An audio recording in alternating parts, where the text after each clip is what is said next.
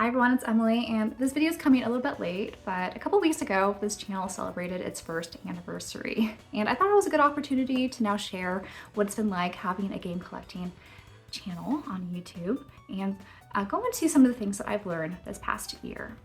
While doing all that, I am going to be sharing what's inside this package.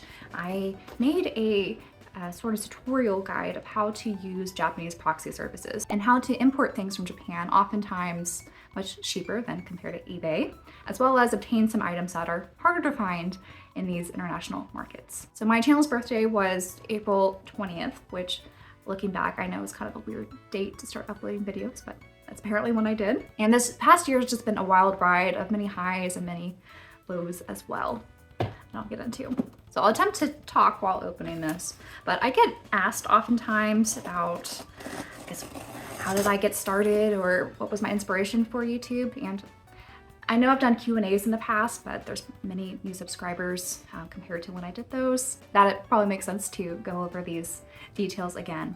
But I think when it comes to starting a YouTube channel, I really do think that having a goal in mind or a reason for starting is really important. For me personally, I wanted to have a community of people that I get to talk about this hobby because I don't have too many people in real life who share the same passions for game collecting and certain genres of games. I was on Twitter before starting my channel, but I just found it really difficult to connect with people on there off the bat.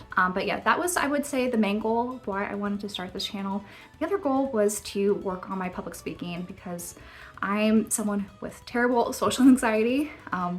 And honestly, I'm just really bad at giving oral speeches and things, which is kind of important for my day job, unfortunately. I'm a quantitative epidemiologist who does mostly data analysis and biostatistics, but there are times that I have to present my work, and it's been an area that I've been struggling with, trying to communicate ideas to people in a, I guess, elegant way, especially in person. So this YouTube channel has definitely helped me, I would say, with kind of build my confidence when it comes to publicly speaking, and I've been able to actually apply this in work so far, and so far it's been, I think, going well.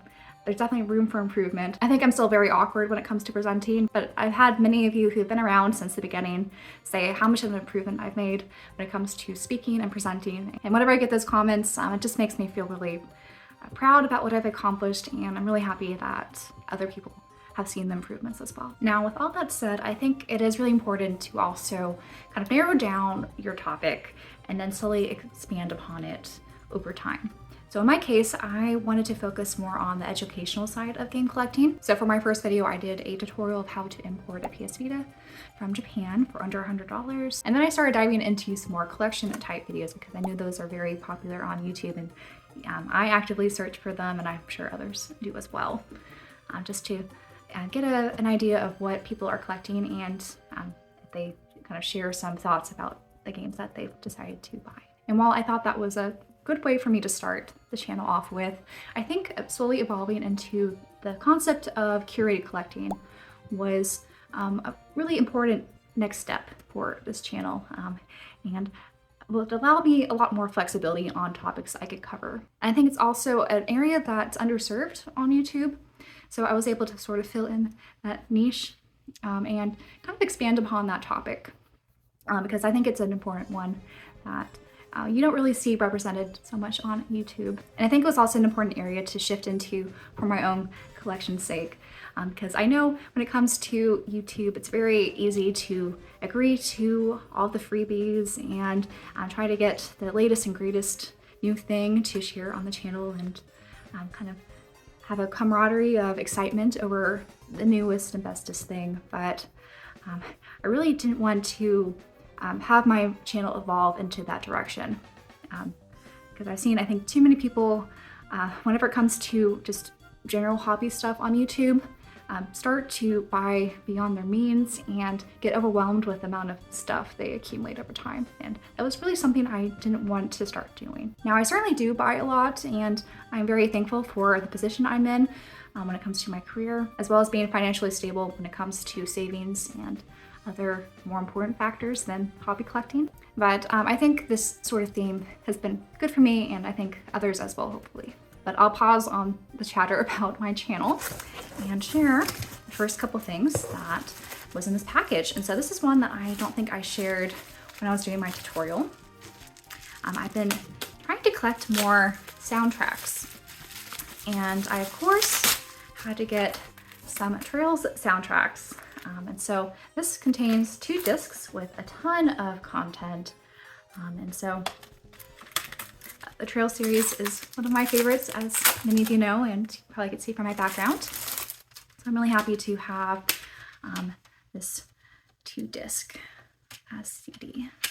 I'll probably integrate many of these tracks into the background of my videos as well. And on that topic, we have a lot more CDs. I went a little crazy, say, with the CDs, but they are useful, and I really do love these soundtracks. So I have this one, which is another Sky soundtrack, Sky the Third, and this is another 2-disc compilation. And then this is Trails SC second chapter. I'm not too sure how much overlap there is with the soundtracks. I think there will be a little bit, which is fine. But I did want to have kind of all 3 soundtracks from the Sky games. I also picked up this one, which I think is a arrangement. So they have some different variations of those tracks that I'm excited to listen to. I also got the full soundtrack for the Crossspell duology. I do have 2 soundtracks that came in the collector's edition, or the North American collector's edition for the Crossspell duology, but they do not contain all the tracks in the game. So I have all of them here, and this looks like it's brand new, which is cool. I didn't realize it was sealed. And then the last one in this batch is Chrono Trigger for the DS. So yes, this is the Japanese version of Chrono Trigger, and unfortunately the looks like the plastic is a little rough, which is fine. I'll just probably swap out the case eventually. It comes with the manual and the game inside. And a little fun fact about the Japanese version of Chrono Trigger is that it does play in English. So the Nintendo DS games were all region free, so you could play this on a Western DS or 3DS system. And if you insert it in there, it should play in English if your console is set to English. So that's what I plan on doing. I played this game, I think, on a PC emulator years ago, never finished it. So I'm really excited to play the DS version and finally finish this classic game. And for other things that I've learned when it comes to my channel is that the thumbnail and description really do matter when it comes to people choosing to watch your videos. You hear a lot of YouTube gurus talk about the importance of the thumbnail and the title, and it is true. You have to do something to stand out so that people click on your video and watch it. That is something that I've been trying to get a little bit better at. My thumbnails are very generic. It's just a picture of me holding up whatever I'm talking about, which I think is fine. I think it's helped kind of form a familiarity, so those who've watched my videos are more likely to click on one of my videos again if they recognize me in the thumbnail, is I guess the idea. And at the same time, they might choose not to if they didn't enjoy a previous video of mine that they've tried. But I think taking an idea and making it your own is really also equally important to just what the thumbnail and the title looks like. So for example, my last video, I did an unboxing of the Tears of the Kingdom OLED model.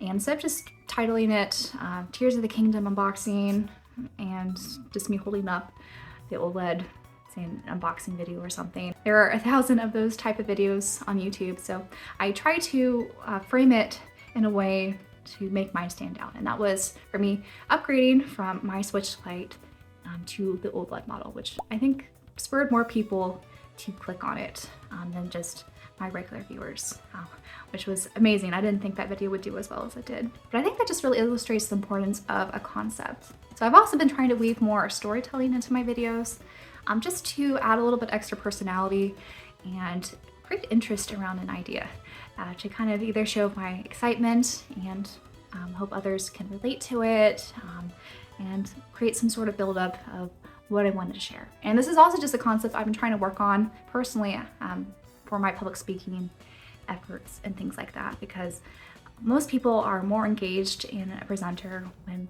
they're trying to weave a story together or create some sort of interesting narrative. So it's been something I've been working on. I'm certainly not the best at it, but I think I've seen a little bit of progress in this area that I'm pretty happy about. All right, so other things that I bought in this haul are all contained inside here. And so I think these are all things that I shared in that tutorial video. Open that up quickly. So I have some more games and another soundtrack. So I'll start with the soundtrack first. And I picked up the Xenoblade Chronicles 2 OST, the standard edition. So I did buy this before they announced the big compilation album box set of all the Xenoblade Chronicles games minus X, along with some new tracks, which I did end up buying as well, along with the Xenoblade Chronicles 3 Collector's Edition that came with the replica flutes. So yeah, last month was very expensive for me because of that. But regardless, I'm really happy to have the standard edition of Xenoblade Chronicles 2 OST, because this is one of my favorite soundtracks of all time. There are just so many great tracks in this, and I love kind of how they played with a lot of guitar riffs, and it was just general hype music, which just made it a very exciting soundtrack to listen to while playing the game and also just at your leisure. And it does come with, I think it's 6 discs, or sorry, 5 discs. And I believe this is all, the credits to all the soundtracks.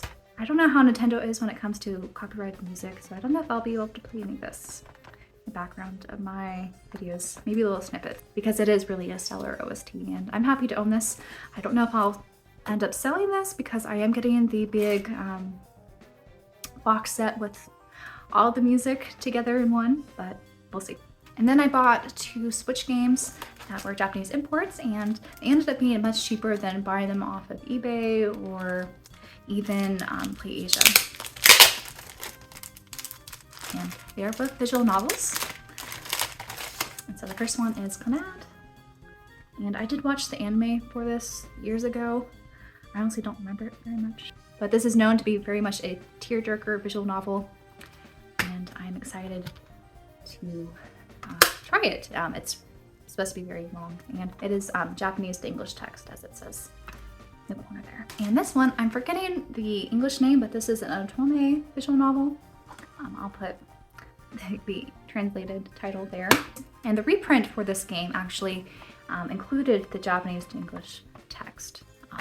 So I wanted to grab this before it became obscure, because a lot of, I've noticed, visual novels tend to get more difficult to obtain even on the secondary markets because of how niche that genre is. But yeah, those were all the things in this package. I do have another Japanese Proxy package with some Grail items that I'm really excited for.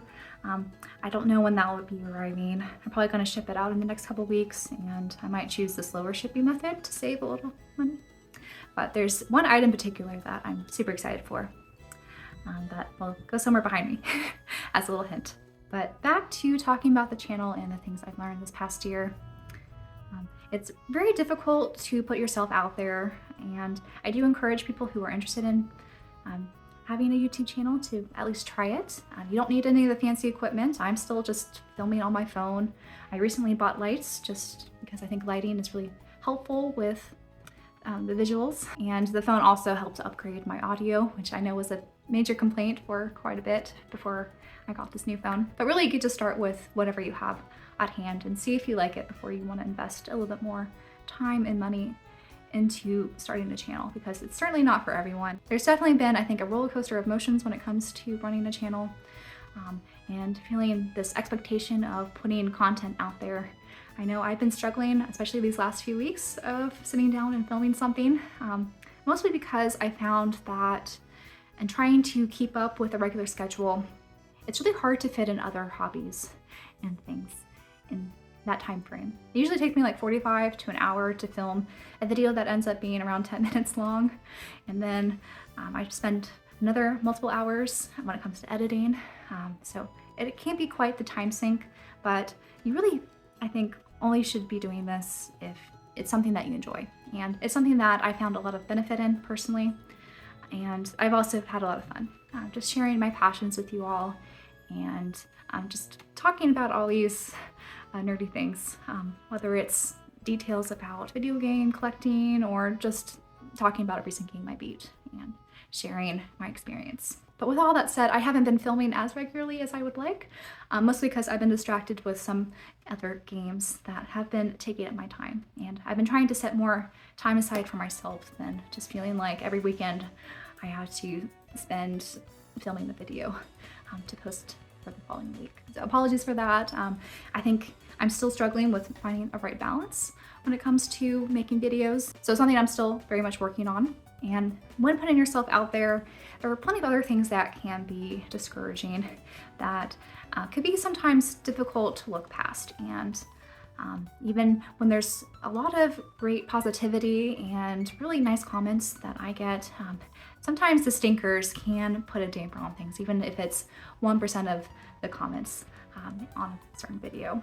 And it's been something I've been trying not to focus too much on, because this is the internet. There's always going to be people who want to bring you down, and you certainly can never please everyone at the end of the day, which is fine, and something that I've just had to accept. And I am in a position where I have seen a lot of rapid growth, much quicker than I was anticipating. So trying to kind of live up to those expectations has felt a little bit burdensome for me, that I've been trying to work through. And it's been also difficult for me to reply to all the comments. I still love responding to comments, but I definitely can't keep up with the amount that I've been receiving recently, especially on the videos that do super well and reach a wider audience. I've been trying to balance that a bit better, because I do like connecting with people and just talking about our shared hobbies, but it can be a lot to keep up with. And then coming back to the discouraging concept, it can be difficult to respond positively to a lot of the nice comments that we receive after reading a stinker, which it's just how it is. And I've been trying to, again, have a better mindset about it. And when it comes to comments, because it takes so much time for me to usually respond to comments, I've been just trying to limit myself to the first few hours of a video upload and reply to those comments.